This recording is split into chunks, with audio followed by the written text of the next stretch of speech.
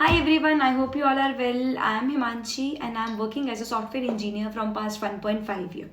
आप सबको ये तो पता ही है कि किसी भी अच्छी कंपनी में सॉफ्टवेयर इंजीनियर बनने के लिए हमें डीएसए करना ज़रूरी होता है. बट जब हम डीएसए लर्न करना स्टार्ट करते हैं तो हम डीएसए को किस स्टेप से स्टार्ट करें सो दैट हम उसको जल्दी और आसानी से सीख सकें. तो आज की इस वीडियो में मैं आपको 4 पॉइंट्स ऐसे बताऊंगी जो आपकी लर्निंग जर्नी में बहुत हेल्प करेगी. पहला स्टेप है कि कोई भी ऑनलाइन कोडिंग प्लेटफॉर्म जो है थोड़ा सा उससे फैमिलराइज हो जाओ कि हमारी ये जो टर्म्स होती हैं एक्सेप्टेड की, रॉन्ग आंसर क्यों आता है, टाइम लिमिट एक्सीडेड क्या होता है, तो आप इस सब से थोड़ा सा फैमिलराइज हो जाओ. सेकेंड स्टेप है प्रॉब्लम को कंप्लीटली अंडरस्टैंड करने की कोशिश करो.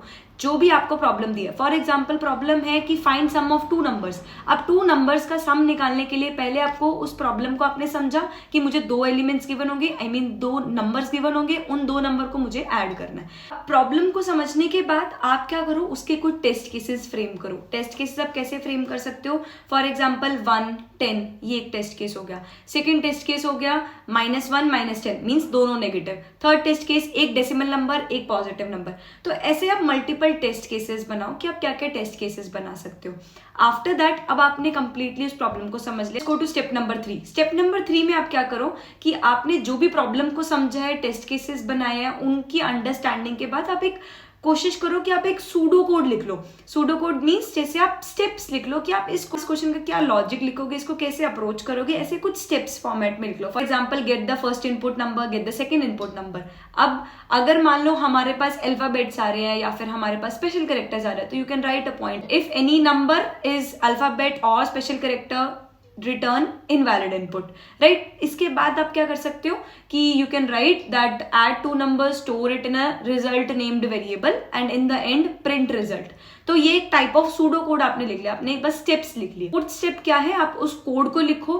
कोड में कुछ गलतियां आ रही हैं उसको डिबग करो, एरर्स को रिजॉल्व करो एंड फाइनली अपने कोड को सबमिट कर दो. तो आप स्टार्ट कैसे कर सकते हो? आप पहले मैथ्स के सिंपल लॉजिक से सीखो, इफ एल्स स्टेटमेंट सीखो, फॉर लूप्स क्या होते हैं इनको सीखो. उसके बाद आप bit manipulation, array, strings, matrix, फिर स्टैक्स, क्यूज, ऐसे करके आप आगे जाओ. पहले लीनियर डेटा स्ट्रक्चर्स को सीखो, फिर उसके बाद नॉन लीनियर डेटा स्ट्रक्चर्स जैसे ट्रीज, ग्राफ्स और कुछ इंपॉर्टेंट टॉपिक्स लाइक डीपी.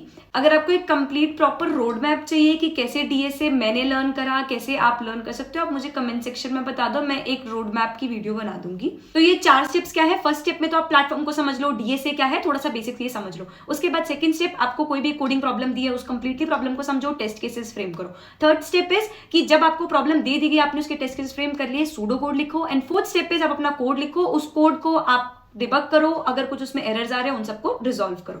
तो इन 4 स्टेप्स को फॉलो करके आप अपने डीएसए लर्न करना स्टार्ट करो. धीरे धीरे करके आप खुद में एक प्रोग्रेस देखोगे. हो सकता है आपको थोड़ा टाइम लगे, क्वेश्चंस बहुत जल्दी ना बने, इट्स फाइन, थोड़ा सा टाइम लो क्योंकि सबसे इतनी जल्दी नहीं बनते हैं क्वेश्चंस, टाइम लगता है क्योंकि डीएसए एक प्रोग्रेसिव लर्निंग वाला सब्जेक्ट है. तो धीरे धीरे सीखो बट अच्छे से सीखो. फोर्थ स्टेप इज कि